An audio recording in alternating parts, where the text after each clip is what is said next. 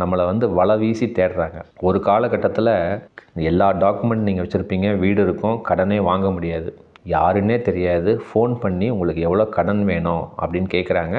எந்த டாக்குமெண்ட்டும் வாங்காமல் பல லட்சங்களை பல ஆயிரங்களை கடனாக கொடுக்குறாங்க.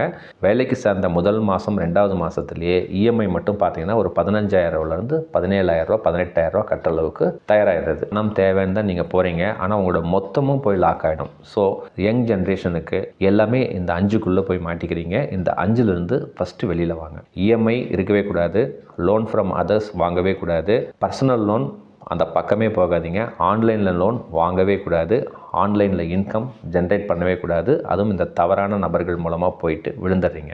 நான் சொன்ன இந்த 30 50 20 ஃபார்முலாவை பயன்படுத்திங்கன்னா உங்கள் வாழ்க்கையில் எது தேவையாக இருந்தாலும் அடித்து தூக்கலாம். இதில் எந்தவித மாற்று கருத்தும் கிடையாது.